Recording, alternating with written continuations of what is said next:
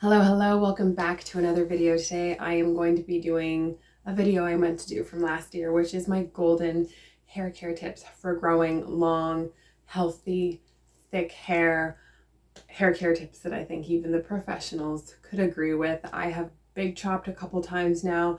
I've been able to grow my hair back multiple times to tailbone length, cut and repeat, and I think I have my routine down packed, and I want to share everything that I've learned with you guys so you can have the exact same kind of great hair success. So this video is going to be a long one. Grab a drink, grab a cup of tea, paper, a pen, and let's get started.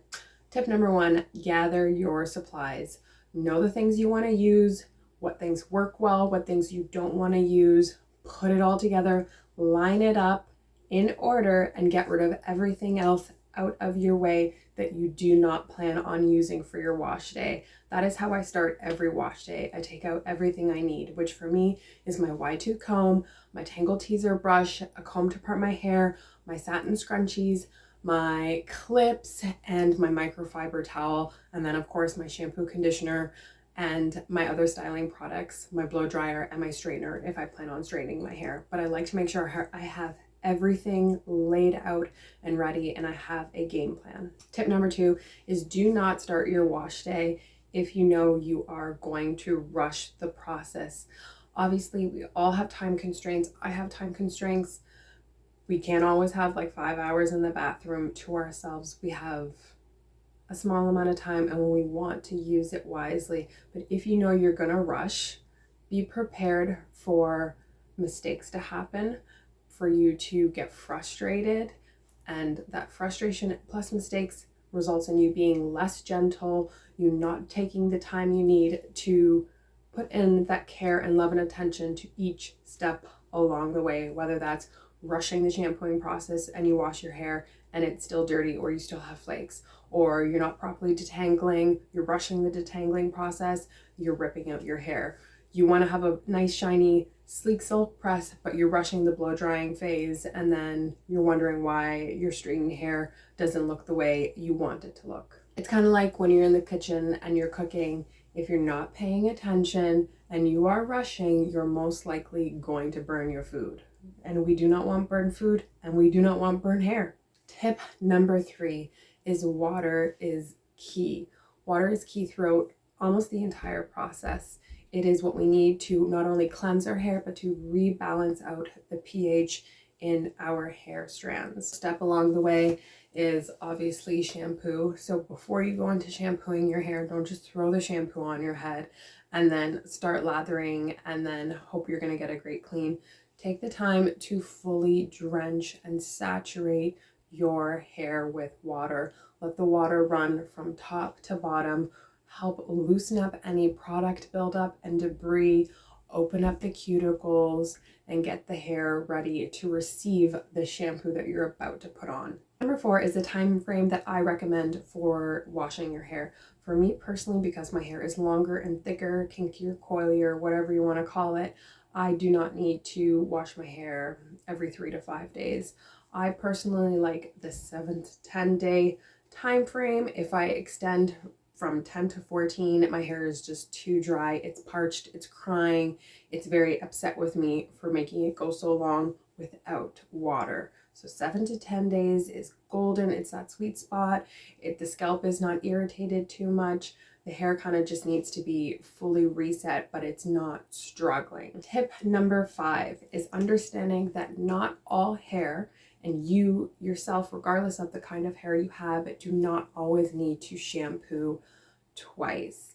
Keep in mind that yes, double cleansing from top to bottom. We double cleanse our hair, we double cleanse our face, we double cleanse our body, we double cleanse everything in life, but don't do it just because it is trending. Understand the reason behind why you are double cleansing, because you do not want to unnecessarily strip your hair if you do not need to. I suggest to shampoo twice for a few different reasons. If you've gone like 4 days and you haven't washed or co-washed your hair at all, like so you haven't done any cleansing for 4 days, yes, go ahead, shampoo twice. If you're using a lot of styling products and oils in your hair, if you have a lot of dandruff and dry scalp, for me, when I have this issue specifically, my first wash will be a scalp treatment. So I'll be washing with the Head and Shoulders shampoo as my first wash, rinse that out, and then I'll follow up with my regular shampoo, and that's my 2 washes. So I do not end up doing 3 washes just because I'm incorporating a scalp treatment for that wash day. Or if you've been sweating a lot, so whether it's summertime and you're out and about and sweating, or if you are physically active, you're exercising a lot and you're sweating a lot, you do need to get that salt off your scalp and off your strands. The strands, it's not too bad for the strands, but the scalp specifically, that salt is going to irritate your scalp and dry out your scalp. Also, if you're exposed to a lot of environmental factors, so if you're out and about in the wind, you're around a lot of smoke, or whether that's like cigarette smoke or car exhaust smoke, if you are exposed to a lot of dust or a lot of chemicals, you want to make sure you're not spending too much time with it sitting and soaking on your strands, and then of course you're going to sleep. And if you're not wrapping your hair and you're not changing your pillowcases, that's also getting onto your sheets and your bedding. And if you are somebody who's swimming a lot and you're always in chlorine specifically, I personally find that ocean water is great for my body. I do not like it too much for my hair, but it's not terrible. That natural ocean salt water is not super terrible for your hair. In excess, it will dry your hair out, but chlorine, it's not good for anybody's hair. Wash that out right away. And double cleansing helps to ensure that you're giving both your scalp and the length of your hair a chance to be as clean as possible. So that first wash is kind of meant to loosen up the hair, get rid of that blockage, that thick layer, and then the second wash is great for deeply penetrating the hair strands and the scalp to give it that extra deep, squeaky clean. There's many times where I've done just one wash in the past and my hair still feels a little bit stiff and waxy. Like you can feel that product residue still in the hair versus 2 washes.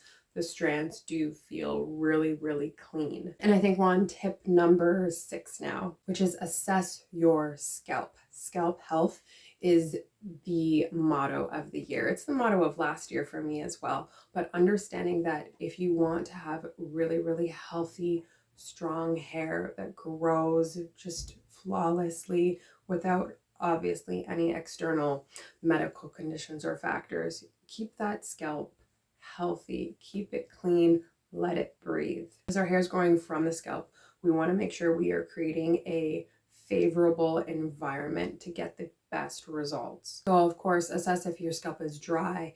Is it flaky? Is it oily? Is it red? Is it bleeding? Is it irritated? Or is it just fully normal? What kind of scalp condition do you have right now? And then you're picking your shampoo based off of what your scalp is acting like, because you, as much as it doesn't matter the type of shampoo and conditioner you pick, for the most part, you don't also want to accidentally pick something that's going to aggravate your scalp.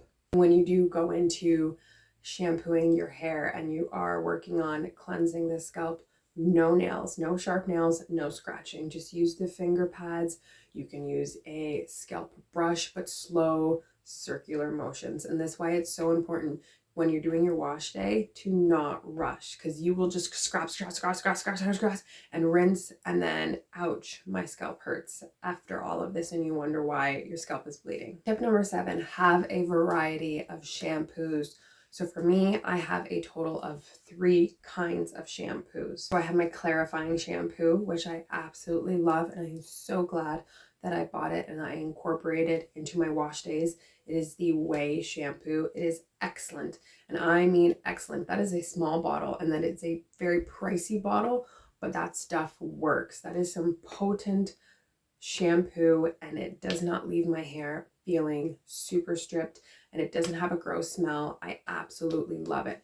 That's number 1, clarifying shampoo. And then you want to make sure you have a regular shampoo that's just great for your everyday kind of washing, and it's meant to cleanse your hair and add moisture. And then for me, because I have a drier sensitive scalp, I like to add a shampoo to treat that scalp condition, which is for me Head and Shoulders. And I do not apply it to the lengths of the hair. I only apply it directly to the scalp, dilute it with water, let it sit for 10 to 15 minutes, and then rinse it out. I do not let that Head and Shoulders get all over the lengths of my hair, because Head and Shoulders does dry out my hair and it does strip the color, and I do color my hair. And another thing I want you guys to think about is when you should be using that type of shampoo. So for me, if I know I'm going into a protective style such as braids or twists, and I'm leaving my hair for 10 to 14 days, try not to go past 14 days, I'm going to make sure I'm using a really great moisturizing shampoo. And then when I come out of that protective style,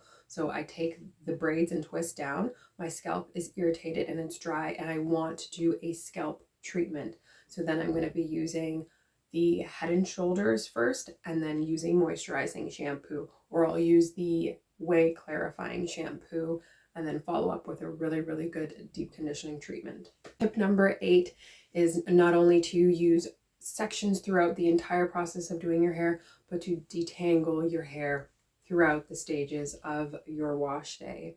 So pre-detangle, whether that is using a detangling brush or your comb or your fingers and a wide tooth comb, not like a small tooth comb, and starting from the bottom, working your way up very slowly, very gently.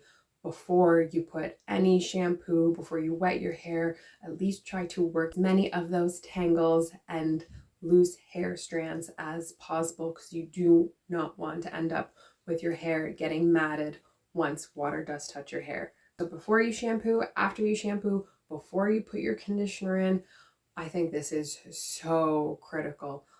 When a lot of people are in the shower and they wash their hair in the shower, they shampoo their hair and they go straight into applying conditioner, and then they will detangle once they come out of the shower, and the tangles are just ruthless.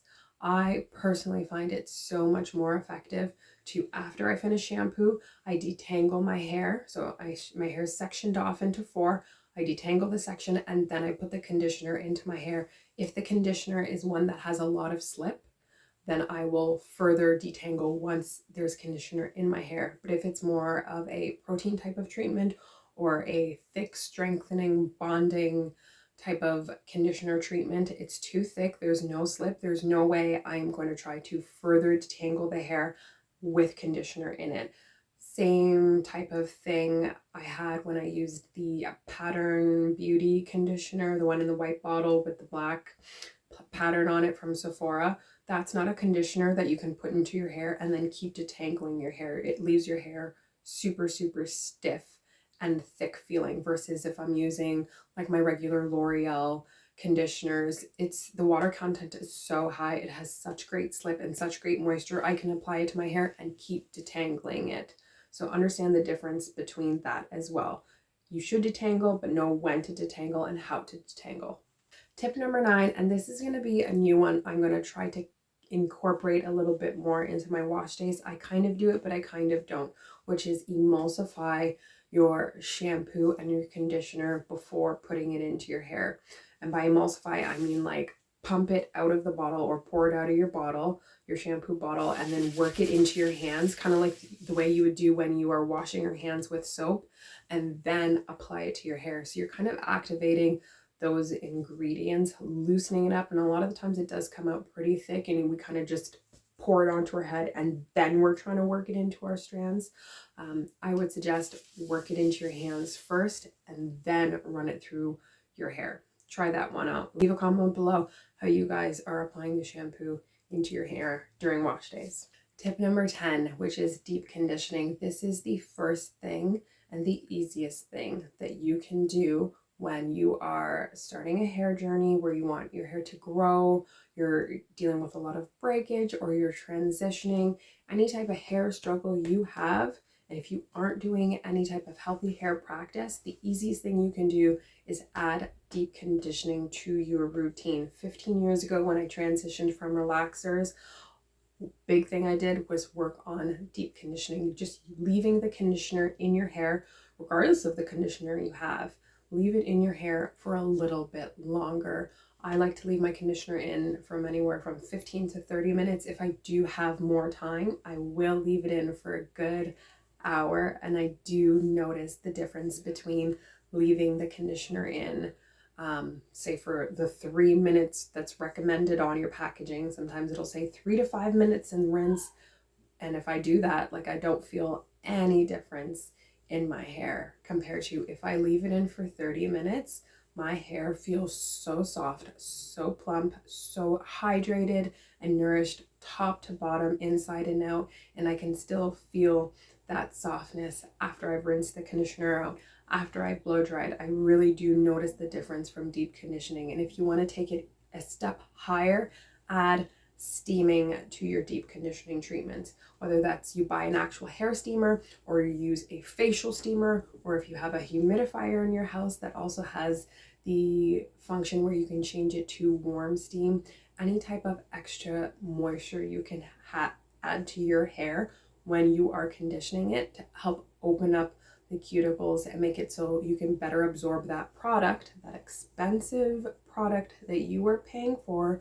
Do not just apply and rinse out and hope for a miracle to happen. And if you aren't going to incorporate steaming, you can use your natural body heat and steam that way. So for me, I apply the conditioner, I wrap my hair up into a high bun, as you guys have seen in many of my wash day routines. I will apply a plastic bag around my hair. You can apply saran wrap around your hair. You can put a towel over top of that. Sometimes I'll put a winter hat over top of that, and I'll just walk around the house. Just the natural heat that your body generates from moving, it will travel up to your head, warm up your head, warm up your scalp, and you'll feel once you take that plastic bag off, or you take that towel off, or that shower cap, you will feel that your hair is warm, which is what you want.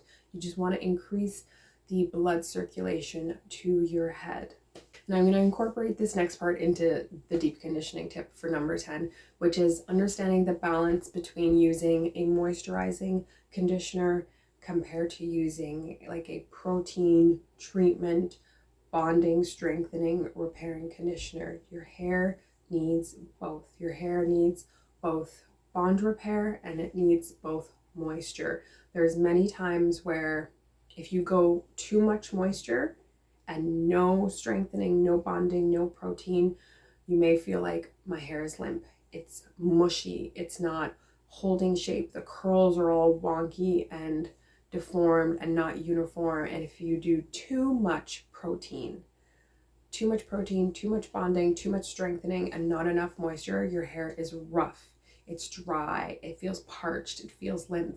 And it's not that the product is not working. It's just it needs that balance to leave your hair feeling both strong and both flexible, so you're able to manipulate your strands in the way you want to the point where you're not ending up in breakage. Tip number 11 is do not leave your hair naked after you have shampooed and conditioned your hair. And by naked, I mean don't leave your hair without any kind of product on it.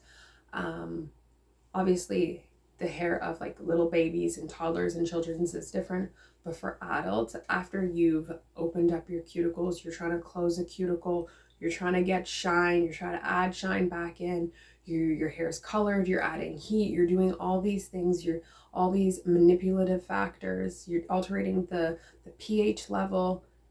Don't just leave your hair naked without product and then think you're going to be able to go into styling and it's just going to work. Apply something to your hair. For me, I find what works best is applying a liquid leave-in spray that is great for protein and bond repair. I use the Afo one. Top that with my leave-in cream moisturizer, which for me is always the Cantu Daily Oil moisturizer. I use it every time I do my hair. It's just excellent. And then if I know I'm going to go into heat styling, which I am always going to go into heat styling, I add a heat protectant spray. So a total of 3 products. I do not feel like I always need the Afo, so I'll use it like every other time I wash my hair, but always a leave-in cream and a leave-in heat protectant spray. Think of the heat protectant spray like your sunscreen that you use on your face and your body. It's not negotiable. If you put heat on your hair, you need heat protectant spray. Simple. I know online Cantu does not always get a good reputation, but for me, the Cantu Daily Oil Moisturizer, that bottle lasts really, really long. It's affordable. It's lightweight. It absorbs into my hair so easily. adds great shine, it adds great moisture, and I can rinse it out with no issues. It's just a great all-around product. I can use it for protective styles. I can use it when I'm straightening my hair. I just love it. Tip number 12, which brings us to the blow drying stage of the wash day process. Obviously, you're going to blow dry your hair in sections. For me, I like to do 4 to 6 sections, so you guys will always see me part my hair in the exact same way.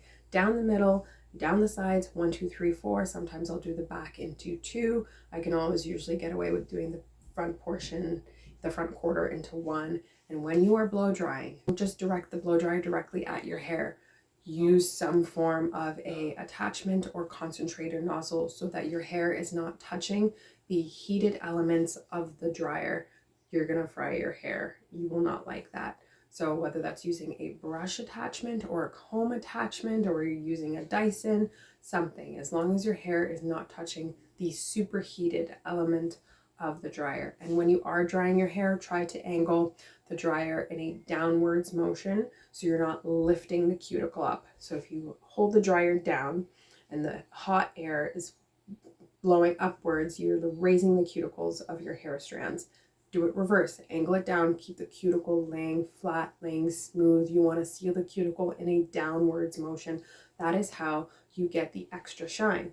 That is how you reduce the frizz. A lot of the frizz we experience comes because our cuticles are opened and raised and have been ruffled and frazzled. And all we need to do is lay them back flat, kind of like the shingles on a roof. Lay them flat, it looks nice and smooth. For me, no, this does not apply to everyone, but for me, I do high heat, high speed, and I blow dry the entire head up to about 95% dry, and it takes me about 25 to 30 minutes to blow dry the entire head. If I am going to go straight into straightening my hair immediately after blow drying my hair needs to be 100% dry, 105% dry. You do not want any residual water or moisture left in your hair. You want your hair to be moisturized, yes, but that heat's going to lock in the moisturizer that you applied. But you don't want water droplets everywhere, and then you go apply the straightener, and that's when you hear that crack, snap,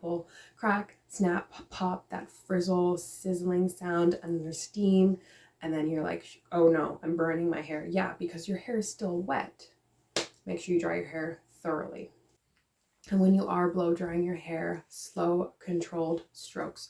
Do not try to do quick, fast, rushing passes with the blow dryer. You are adding extra physical manipulation to the hair. You want to dry your hair. You want to add tension. You want to make sure that each pass is doing what it needs to do. So you're not adding unnecessary heat and you're not adding extra time to the blow drying stage. If you really want to make sure you are combating as much frizz as possible, especially at this blow dry stage, because a lot of people who have hair in the 3 and the 4 category, that kinky, curly, tight type of wavy hair, this blow drying stage freaks a lot of people out because your hair goes from nice and controlled and then you blow dry and it's woof. Nobody likes that puffiness, and there's nothing wrong with that puffiness, but if you want to control the amount of volume and you want to control the amount of frizz,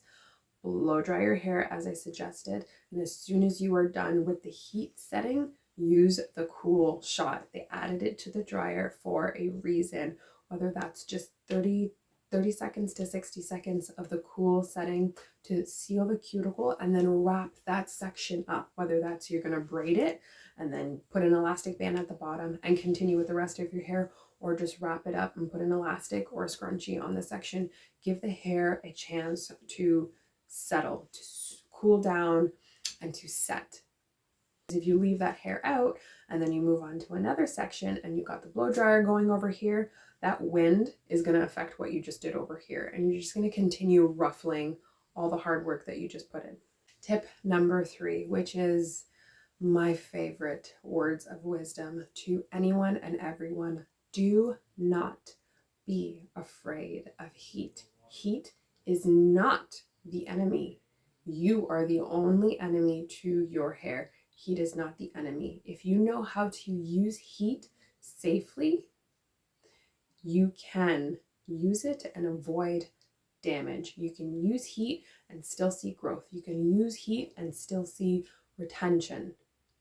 There's no reason that anybody in 2025 should be so petrified of heat. And I know a lot of people and a lot of sites and a lot of science will tell you heat causes damage. No, it's the incorrect use of that heat that causes damage. That is user error. And you now have so many tips in your arsenal, whether that's from my video or somebody else's video. You can learn to use heat to a point where you are not afraid of it, and you find that it actually does help you retain your length, especially if you are on a long hair journey, or if you want to be a straight hair natural. You want to cut down on how much time you're spending in the morning styling your hair. For me, I blow dry, I straighten, and my hair is good. I don't need to do anything else to it in terms of heat. I don't add extra heat to it throughout the week. I've done it well the first time, and I do not need to put more heat on. Back in the day when I was in high school and I did not know how to use heat properly, I was always re-straightening my hair every single day, because that first time around, I was not doing things correctly. I was making a lot of mistakes, and I was waking up and my hair did not look the way I wanted. So I thought I had to keep putting heat on. That is the mistake. User error. I am telling you guys, I have big chopped my hair 14 months ago. I chopped it at my chin, and this is where it's at right now. It's actually quite long considering the fact that I've cut my hair 3 times in that time span, and I'm doing the same thing I always do, which is apply heat. My hair is straightened for the majority of the year. When it's not straightened, it's in a stretched out style. And if it's not in a stretched out or straightened style, it's in a protective style, such as braids or twists, which is like 25% of the year. Heat works. Do not be afraid of it. Learn to use it safely. Okay, and I have 2 more tips. The less you do, the better. The less you do to your hair, the better.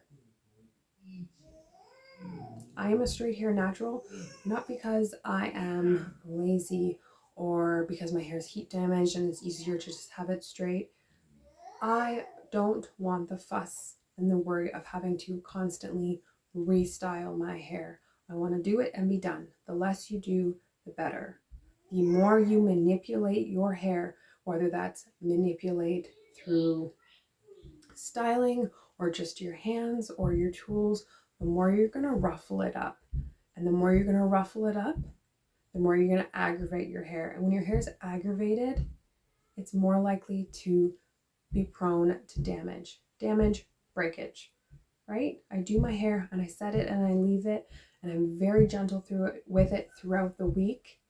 And I do not have a lot of breakage, except for at the back of my head, but that's because of physical damage from my child giving me super tight hugs. But other than that, keep it simple, keep it easy. The less you do, the better. Last and final tip, which is the obvious tip: cut the damage. Do not hold on to obvious hair that has been damaged. You do not always need to be doing a big chop. Just because everybody else does a big chop may not be right for you, because that is a very emotional experience. But what you can do is keep up with your trims and do regular cuts, whether that's like 1 inch to 2 inches every 3 to 4 months. But if you have that damaged hair, do not hold on to it hoping and praying that a miracle is going to happen. You need to just get rid of it and you will be fine. I promise you. Do not feel like you are any less because you've had to cut your hair. It is all part of the journey of life, and you are still beautiful regardless of the length. The goal, no matter the length, is to have healthy hair. You will be happier if your hair is healthy. Do not think that because your hair is long, that will make you happy. If it's long and it's damaged, you will be very unhappy that it's long and damaged, and it'll be even harder to let go of. Work on keeping your hair as healthy as possible and get rid of those damaged ends when they do pop up. I hope you enjoyed this video. I hope it wasn't too long with me ranting, but I really wanted to share these tips with you, as I have been seeing so much success with my hair. It's been growing like a weed. It has been flourishing, and I want your hair to be flourishing as well.